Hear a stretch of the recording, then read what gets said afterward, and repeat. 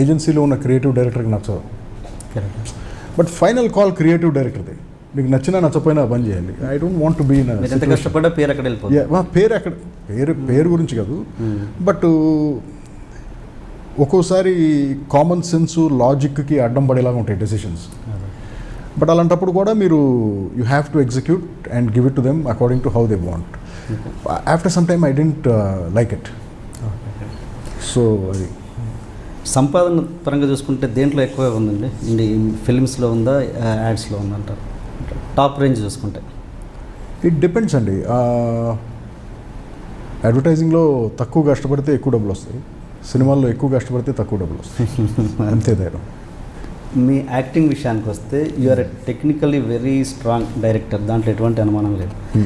కానీ మీరు ఇంకో డైరెక్టర్ దగ్గర యాక్ట్ చేయాల్సిన పరిస్థితి వచ్చినప్పుడు మీరు వాళ్ళకి ఎలాంటి కంఫర్ట్ జోన్ ఇస్తారు? మీరు ఎలా బిహేవ్ చేస్తారు అక్కడ? అంటే మీరు ఒక డైరెక్టర్ అని ఎలా ఉంటుంది మీ? నేను బయట షూటింగ్కి వెళ్ళినప్పుడు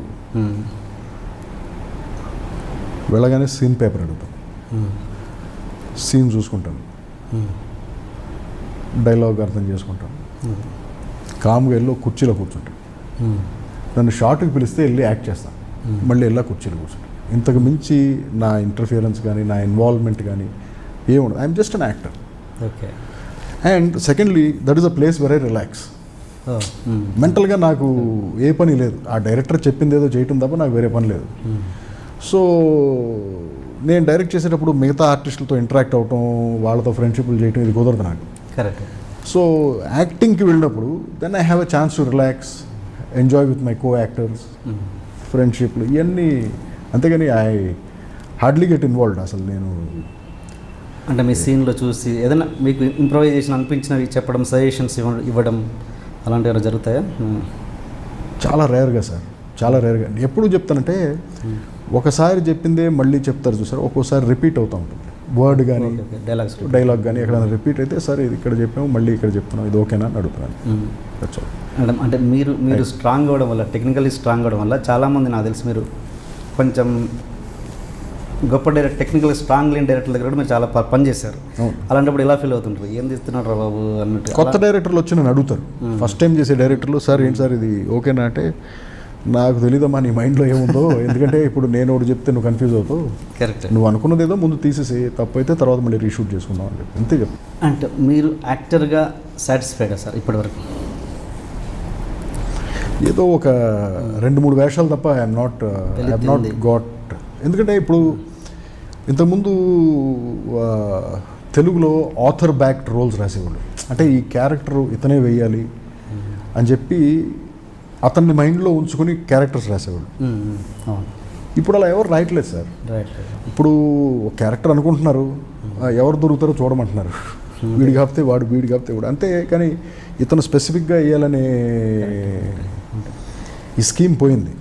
సో ఎప్పుడైతే అది పోయిందో మంచి వేషాలు రావట్లేదు. అది మీరు ఇప్పటివరకు చేసిన దాంట్లో యాక్టింగ్లో బెస్ట్ అనిపించింది ఏంటి మీకు? నేను చాలా critical sir. I think I'm a very poor actor. ఎందుకంటే నన్ను ఎక్కువ క్యారెక్టర్స్ నన్ను నేను డైరెక్ట్ చేసుకున్నాను, మంచి వేషాలు అనుకునేవి. So I'm very judgmental about that. Maybe ఇంకెవరన్నా నన్ను డైరెక్ట్ చేసి ఉంటే, ఇంకా బెటర్ డైరెక్టర్ ఎవరన్నా డైరెక్ట్ చేసి ఉంటే ఇంకా బెటర్గా యాక్ట్ చేసేవాడిని ఏమని అనిపిస్తుంది. I'm not fully satisfied. ఇప్పుడు మీరు ఇప్పటివరకు చేసిన దాంట్లో నాకు కొద్దిగా అది ఏంటి, ఇంద్రగంటి మోహన్ కృష్ణ గారిది, ఇట్ ఈస్ సంథింగ్ డిఫరెంట్ కదా. అంతకుముందు ఆ తర్వాత సంథింగ్ అది ఇంద్రగంటి మోహన్ అలాంటి వేషం వేసాం. అంతకుముందు ఆ తర్వాత మొన్న Ram Mohan first time direct చేశాడు. ఆ సినిమా పేరు తను నేను. దాంట్లో అలాంటి టైప్ వేషాలు. But I think I could have done better, ఇంకా బెటర్గా చేయాల్సిన వేషాలు అవి. అండ్ ఇంకోటి, మీరు హైట్ పరంగా, వెయిట్ పరంగా అన్నీ చూసుకున్నా కూడా పర్ఫెక్ట్ ఇది ఉంటుంది మీ దగ్గర. బట్ మీలాంటి వాళ్ళని వదిలిపెట్టి మన వాళ్ళు బాలీవుడ్కి వెళ్ళిపోయి ఎవరెవరినో తీసుకొచ్చి వాళ్ళకి డైలాగులు రాక కష్టపడుతున్నారు. దాని మీద మీ ఒపీనియన్ ఏంటి? మీలాంటి మంచి వాళ్ళని ఎందుకు వాడుకోవట్లేదు? సార్ ఎవరి ఇష్టం ఆడింది sir. This is a freelance business. అంటే దీనికి రూల్స్ ఏమి లేవు. అదే రూల్స్ ఏం లేవు, రూల్స్ లేవు. ఇప్పుడు ఇదే క్వశ్చన్ నేను ఒకరిని అడిగాను సార్. మీరు అడిగిన క్వశ్చనే నేను ఒకరిని అడిగాను. ఏమడిగానంటే, విక్టరీ అనే ఒక సినిమాకి, విక్టరీ అని ఒక సినిమా తెలుగులో తీశారు, నితిన్ హీరో. అది నితిన్, ఆర్ఆర్ మూవీ మేకర్స్. ఆ, నేను ఎక్కడో రామానాయుడు స్టూడియో 18లో ఉంటే ఆయన ఎవరో సురేష్ రెడ్డి అని ఒక ఆయన వచ్చాడు. వచ్చి సార్ ఇప్పుడు ఈ వేషానికి డేట్లు కావాలి సార్, లేదా నాకు జుట్టు లేదు, నేను ఇప్పుడే అనసూయ నుంచి బయటకు వచ్చాను, జుట్టు ఇంకా పెరుగుతాను, పర్లేదు సార్ ఇలాగే ఉన్నా, ఓకే చేస్తాను. ఏంటి వేషం ఏంటంటే మీరు ఒక లాయర్ సార్, మీకు సెపరేట్ ట్రాక్ ఉంటుంది,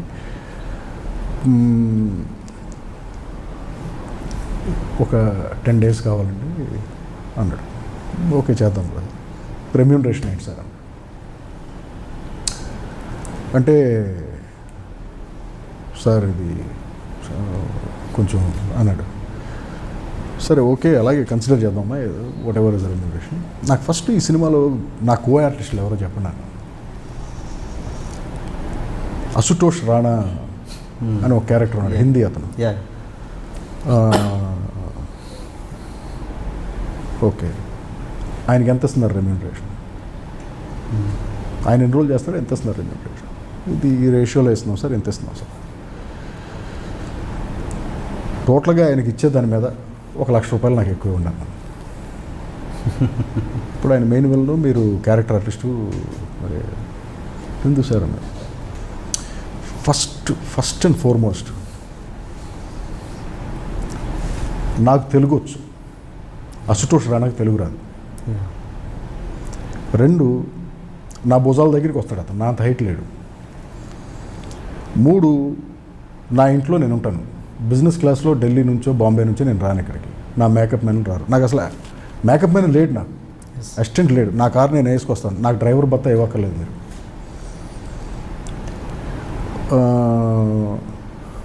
వీటన్నిటికంటే మెయిన్ ఆంధ్రప్రదేశ్లో అతనికంటే ఒక 100 times ఇమేజ్ నాదే ఎక్కువ. మరి నాకంటే అతనికి ఎక్కువ డబ్బులు ఎందుకు ఇస్తున్నారని అడిగాను. See I didn't understand that. అంతే కదా, ఇప్పుడు అతను ఎవరికి తెలియదు, అతనికి ఎక్కువ డబ్బులు ఇచ్చి సినిమాలు పెట్టుకుంటున్నారు, నేనెవరో అందరికీ తెలుసు, అదే అంటున్నాను, అదే బెటర్ ఇమేజ్ ఉంది నాకు, బట్ నాకు తక్కువ డబ్బులకి ఎందుకు మాట్లాడుతున్నారు మీరు అని అడిగాను. అతని దగ్గర ఆన్సర్ లేదు. సార్ మీరు కూడా ఏంటి సార్, నేను కూడా కదా నేనే అడుగుతున్నాను, so if you pay me this much I will act in your movie. తర్వాత వాళ్ళు ఎవరో వచ్చి రిక్వెస్ట్ చేసి, వీళ్ళు ఎవరో వచ్చి రిక్వెస్ట్ చేసి, ఆ డైరెక్టర్ వచ్చి రిక్వెస్ట్ చేసి, లేదు సార్ అలాగా సార్ ఇది ఒకసారి సరే పోవే, నేను అడగాలనుకుంటే అడిగేశాను, డబ్బులు ఇస్తావు ఇవ్వ తర్వాత విషయం అని చెప్పేసి సరిగా యాక్ట్ చేస్తావు సినిమా. బట్ ఇవాళకి నేను అదే అడుగుతాను ఎవరినైనా సరే, when there is a more qualified local actor, why do you want to get a non-qualified actor from another language? ఏంటి సార్? కరెక్ట్ సార్, అదే అడుగుతున్నాం, దాని మీద మనం నిజంగా అప్రిషియేట్ చేస్తున్నాం సార్ ఈ మాట అడిగినందుకు. అదే ఒపీనియన్ మీద ఇంకా ఏంటి లోపల ఉన్నది ఏంటనే లోపల ఉన్నది కదా sir, I'm very honest, I'm very open. ఇప్పుడు